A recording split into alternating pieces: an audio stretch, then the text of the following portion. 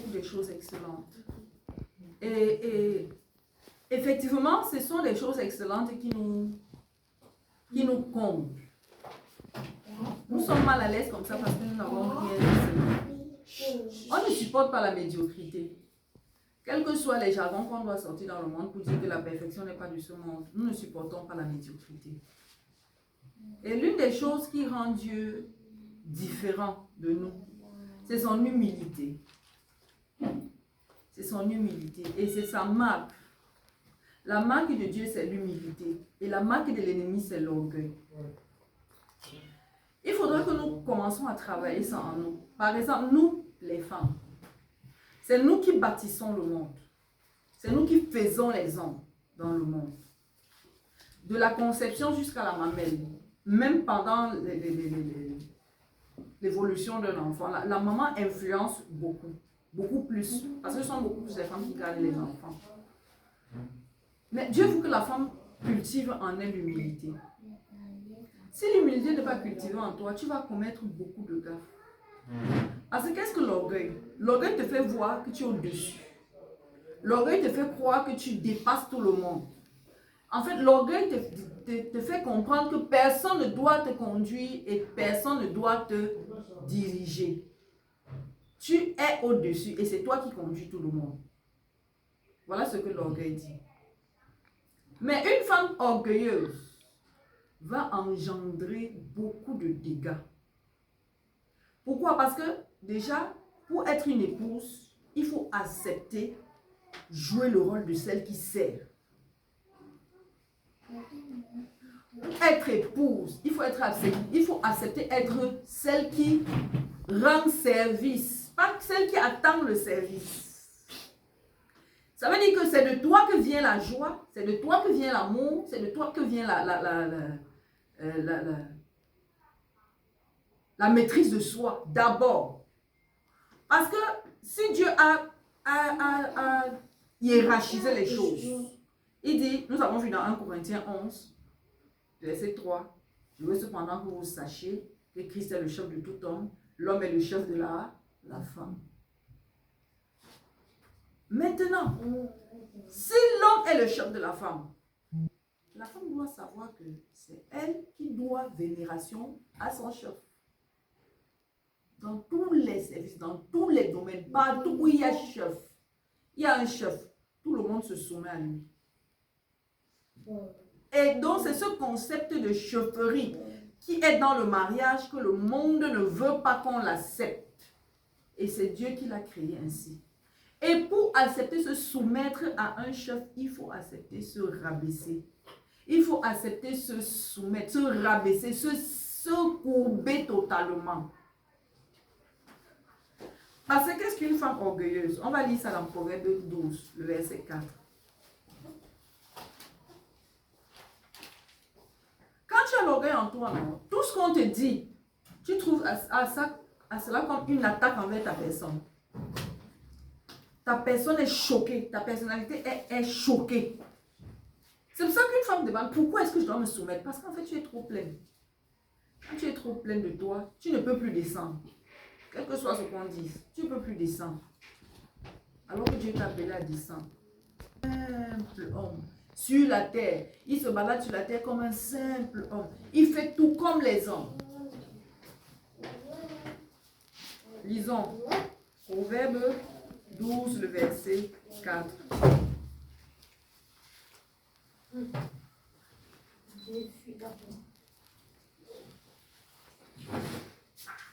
Proverbe chapitre 12, le verset 4. Je vais lire. Donc il n'y a pas de femme.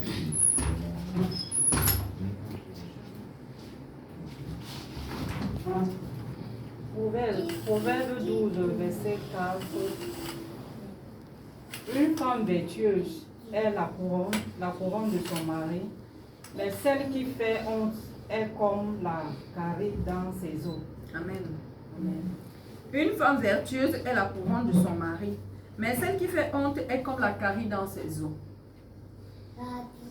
Devant ton mari, lorsque tu manifestes l'orgueil, tu es exactement comme une carie dans tous les os du corps. Imaginons une carie dans la dent. pour les personnes qui ont déjà la carie, c'est atroce. C'est extrêmement douloureux. Imagine alors que tu es comme ça dans la vie de quelqu'un. Ton orgueil devant ton chef, ton orgueil devant ton mari est comme une maladie. C'est pour ça que toute personne que dans une société qui ne se soumet pas à l'autorité du chef, on l'écarte. Pour que la société marche bien, il faudra qu'on écarte les rebelles. Tout rebelle n'a pas sa place dans l'ordre établi. Et regarde notre orgueil de femme. Tout ce qui empêche la femme d'accepter la soumission, ce n'est que l'orgueil. Vas-y, dis, on envoie qui? On commande qui? On ordonne les choses à qui? Regarde par exemple, toutes les femmes ne supportent pas les autres. Tu veux qu'on te parle doucement. Quand on te parle fort, ton âme est brisée, ton cœur est choqué. Tu ressens comme si tu avais reçu une flèche. La flèche comme ça ton orgueil. Et c'est parce que Dieu te veut vertueuse. Dieu te veut vertueuse. Ton combat devait être la vertu. Ton combat devait être tout ce qui va t'amener à descendre devant ton mari. Et c'est devant le mari que les femmes se prennent la tête. Ce n'est pas devant le voisin, ce n'est pas dehors dans la société. C'est devant son mari que la femme prend la grosse tête. Pourquoi? Parce que l'ennemi combat la gloire.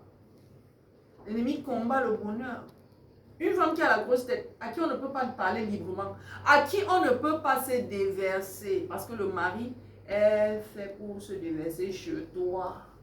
C'est toi qui le portes, c'est toi qui le soutiens, c'est toi qui accueilles ses émotions. Tu n'as pas trié les émotions que tu dois recevoir. Tu n'as pas seulement attendre quand il est en joie. D'ailleurs, il doit être en joie comment? Avec tous les défis qu'il a. Est-ce que vous savez qu'être un homme, c'est difficile? C'est extrêmement difficile. La femme n'a que peut-être deux soucis. Hein. Le souci de son physique, c'est qu'elle va entrer dans son ventre. Franchement, la femme a quel problème? Tu veux voir, partout là, les femmes se plaignent seulement de leur physique. Il faut qu'elle soit coiffée, il faut qu'elle s'habille, il faut qu'elle mange. Tu vois une femme dans tous ces états, c'est qu'elle n'a pas ces trois choses-là. Elle va dire, j'ai encore quoi? Voilà tout son souci. Alors qu'un homme, il porte toute la famille dans son cœur. Et son mari doit voir ça. Et son mari doit reconnaître et apprécier. Son physique. Son physique. Sa forme. Oui. Tu vois, la femme n'a pas beaucoup de soucis. Elle n'a pas beaucoup de soucis. Sauf peut-être celle qui est abandonnée à elle-même et qui est obligée de réfléchir. En dehors de ça, une femme qui est mariée, en fait, quand la femme pense au mariage, elle pense qu'elle va se décharger de tous les soucis. Elle dit, quand je me marie, c'est pour voir un homme qui va prendre soin de moi. Est-ce que je vais encore aller chercher quelqu'un qui va encore me déranger? Maman, ton engagement à te marier, c'est je prends l'engagement de te servir tous les jours de ma vie. Et je veux te faire du bien. Voilà l'engagement. C'est pour ça qu'on te célèbre tellement, parce que tu as pris l'engagement de servir un seul homme, de le combler. Oui, tu prêtes serment.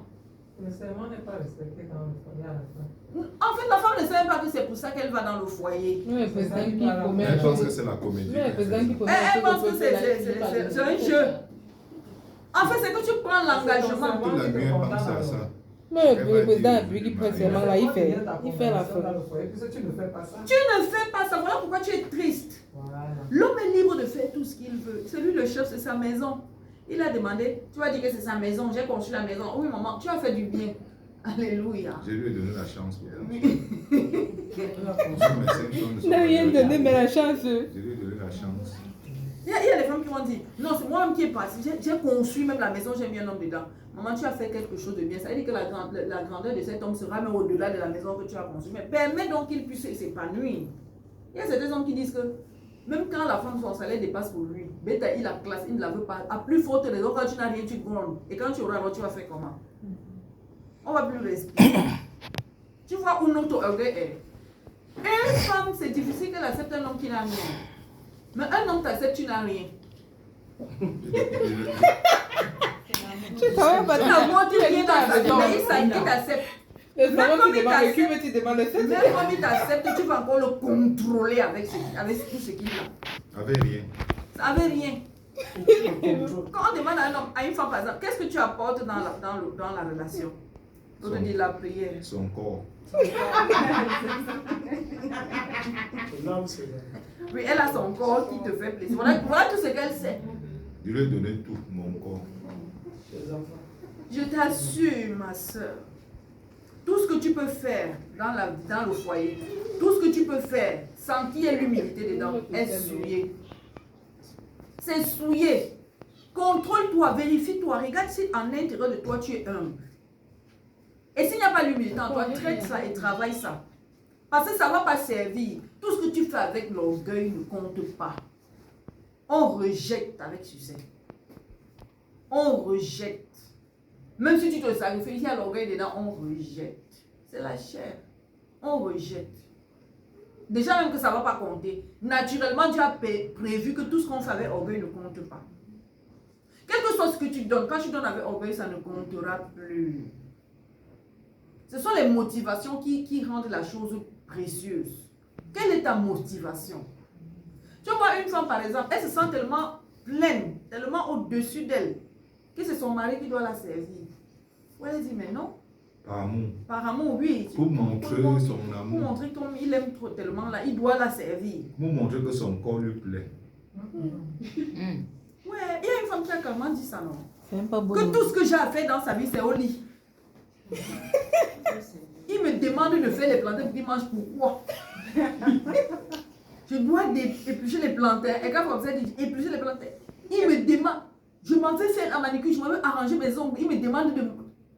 On lui demande, mais à quoi est-ce que tu lui sers? Il dit, mais c'est au lit que je lui sers, c'est tout. C'est cache-paix. Mince. Est-ce que tu sais que la femme pense comme ça au fond? Moindre peu, quand le mari est exigeant et qu'il C'est un pour ça la remet sur que la ligne, elle dit je t'attends, tu l'attends au lit. Ouais. Elle dit je t'attends. Je vais te montrer. Tu pensais qu'on te supportait. Ce n'est que là-bas qu'elle a toute sa force. Ce n'est que là-bas. Je vais te traiter comme ça, c'est pas la Il y a beaucoup de femmes savent que la satisfaction d'un homme, c'est une C'est au lit, voilà tout ce qu'elle sait. même s'il demande la soumission. Non, c'est pas ça qui est important. Je vais seulement là, il y avait ça au lit, on va résoudre tous les Je vais problèmes. te traiter. Ça remplace la soumission. Oui. Elle t'engueule, elle te méprise, elle ne te donne, elle ne te sert pas. Tout ce que tu lui demandes comme service, elle te boude. Et quand le mari essaie un peu d'être rigide, genre je te classe un peu, elle donne nue. Tu vois, la société ne va pas avancer. La situation ne va pas changer. La situation ne va pas changer parce que c'est votre bonheur que tu es en train de bâtir. Un homme est capable de te mettre de côté et continuer à vivre sa vie. Les femmes se plaignent que oh, le mariage n'a plus de sens. Les hommes nous ont trompés. Les hommes sont méchants. Les hommes ne nous respectent pas. Dans les moindres choses, on t'a testé, ma soeur. On a vu que tu ne sers à rien. Tu ne sers à rien. Tu vas donner l'honneur à quelqu'un. Un homme se nourrit que de respect et d'honneur. Et tu vois que tu ne lui donnes pas ça. Pour toi, c'est difficile d'honorer un homme et c'est difficile de le respecter. Voilà tout ce dont il a besoin. Tu vas dire non, je suis resté avec lui, je me suis sacrifié, c'était mon amour de jeunesse, je lui ai tout donné, vraiment j'ai investi tout ce que j'avais. Mais il ne voit aucun honneur ni aucun respect dans ton attitude envers lui. Et viens le voir quand tu le réponds, tu réponds. Quand tu es en colère, tu réponds mal. Voilà, c'est ça qui a gâté le foyer. C'est ça qui gâte les foyers. Et tu vois une famille, ah, je m'en fous, cet homme-ci, je ne peux pas supporter. Je ne peux pas. En fait, c'est que tu as dit, je ne peux pas me rabaisser. Tu me dis quelque chose qui m'est piqué, là, c'est aussi quelque chose qui m'a piqué. Voilà. En fait, tu ne le vois pas Il comme va te ça. mal seul. Il y a un seul qui a dit que sur le mois là, c'est pour vous. Elle ne peut pas. Et tous les hommes l'ont fui. Un homme, c'est l'autorité. Un homme, c'est la masculinité. C'est la force. C'est la force. C'est la fougue. Il est comme ça. Et toi, ma soeur, tu es faite pour être douce. Ce que tu veux copier là, le challenge que tu veux faire avec un homme là, tu vas toujours perdre dans ça. Mais c'est chaud. Ça choque moi parce que tu ne peux pas accepter ta place. Il faut accepter ta place. C'est la douleur, non. Non, aucune douleur. Regarde quelqu'un établi. Regarde quelqu'un établi. Toi, tu viens lui de quitter son trône. C'est normal. Les deux, c'est la seule à avoir mal. Tu ne dois pas avoir mal. Tu vas lui montrer que tu as mal. C'est même d'avoir mal, père. Ah, comment? Comment? Il est déjà chef. C'est lui qui t'épouse. Tu es venu le trouver chef. Tout ce que tu as fait, c'est l'honorer, être en paix et heureuse. En fait, tout ce que la femme cherche là, les câlins, la gentillesse, la tendresse d'un homme, tu ne l'auras que lorsque tu vas l'honorer et le respecter. Et l'honorer et le respecter, c'est à quel moment? C'est quand il se décharge et quand il manifeste son autorité de chef. C'est pas quand il n'est plus chef. C'est pour ça que toutes les femmes se battent à ce que le mari descende du trône. Tout ce qu'elle se bat pour faire, c'est qu'il descende du trône. Tout ce qu'elle fait, c'est qu'il doit descendre. Elle amène toujours à descendre. Ma soeur, c'est toi qui vas monter. Alléluia. Tu te ramènes à ça, et tu écoutes ce qu'il a dit. C'est possible, c'est pour ça, et ça fait mal. Ça fait mal à la chair, ça fait mal au moi. Et c'est l'ego seulement. Toute femme qui soulève la tête ne peut pas rester quelque part. Même dans les maisons, il y a que des... Dans les maisons, on est seulement que des jeunes filles. Quand tu es une fille qui est trop hautaine, qui est hautaine en général, quand tu as la grosse tête, quand tu te sens au-dessus des autres, on ne peut pas te choisir. Tu n'es pas recommandable. Tu n'es pas recommandable. Même quand on voit ton attitude, on ne peut pas te recommander quelque part. Même en passant, quelqu'un en voyant ton attitude ne peut pas te recommander. À plus forte raison pour le mariage. Non. On n'épouse pas des femmes insolentes. On n'épouse pas des femmes rebelles. On n'épouse pas des femmes orgueilleuses. Si même par méga dont tu as pris, qu'on a mis à la maison, lorsqu'on se rend compte que tu es comme ça, maman, on te remplace. On peut te remplacer officiellement, on peut te remplacer officieusement. Ta vie même déjà, même si on ne manifeste rien de toutes ces choses-là, ta vie te punit. Tu vois un peu, la vie te punit. Tu seras une femme frustrée, triste, confuse, amère, troublée. Toi-même, tu ne sauras pas pourquoi tu es troublée. Tu es mal à l'aise. Pourquoi? Parce que tu es trop orgueilleuse. En toi, on ne me fait pas ça. En toi, c'est ce que tu dis en toi. Que je veux, il faut aussi sentir mal. Voilà, comme tu dis non. Il faut qu'il sente aussi mal comme je sens mal. Qu'est-ce qui te fait mal? Attends, qu'est-ce qui te fait mal? La chair. Tu penses que l'homme t'a épousé pourquoi? Attends, on t'a épousé pourquoi? Pourquoi tu viens te mesurer à lui? Non. Le mariage, c'est comme un emploi. C'est un travail à plein temps. C'est un travail à plein temps. Je dis le mariage, selon Dieu. C'est un engagement à servir à plein temps pour toute la vie. Donc si tu es incapable de le faire, ça ne te concerne pas l'affaire du mariage. C'est pas parce qu'on te marie pas pour te donner l'argent, pour te donner à manger, pour te faire du bien tous les jours de ta vie. Il n'y a pas un jour que lui va te servir. Non. Si tu as réussi à le servir, il n'y a pas un jour que c'est lui qui va te servir. Quand il est heureux, c'est là où tu es heureuse. Un mari malheureux ne peut pas faire de toi une femme heureuse. C'est pas possible. Ce ne sera pas le mariage.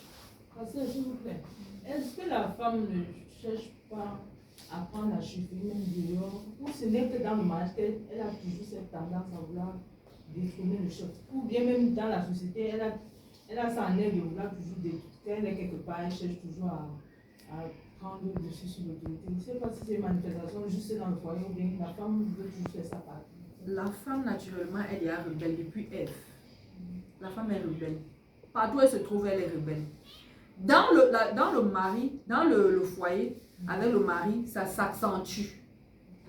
Tu vois un peu, non? Naturellement, en elle, il y a d'abord la rébellion. C'est rare de voir les femmes qui sont soumises. Je dis même des petites filles. L'homme est toujours en train de riposter, de remettre la femme à la place. J'ai vu une vidéo de jeunes. On montrait comment c'était dans un camp de jeunes où les gens... On montre souvent l'attitude des femmes. Lorsqu'on a montré l'attitude des hommes, tu vois, c'est responsable. En fait, c'est qu'ils sont concentrés. Les femmes ne sont pas concentrées. Parce qu'elles sont injectées d'une substance de désordre. Mais quand je vais dire ça sera encore trop fort. Tu vois, non, il y a une substance de désordre en elle. En fait, elle est faite pour tout déranger. Tu vois, la femme dérange. Même sans parler, elle dérange. Je t'assure, même sans parler, elle va déranger. Tu vas voir ailleurs quand on sait les choses de sérieux. Oh mon Dieu. Même sans parler, tu vois quand on organise quelque chose de sérieux, on va dire que mettons la femme de côté. Seulement même sur la justice, elle seulement là, même si elle ne parle pas. Depuis l'été, sorti, ben il n'y a pas moyen. Après, c'est sorti. Même sans parler, quand elle est quelque part et que les autres sont concentrés, tu vois, tout le monde sera dispersé, tout le monde sera perdu dans l'esprit avant de se remettre encore à la place. Pourquoi? Parce qu'il y a cette force en elle que Dieu veut utiliser pour C'est lui. comme si elle n'aime pas la paix. Non, oui. Ça veut dire que quand il y a la paix là, Elle est troublée.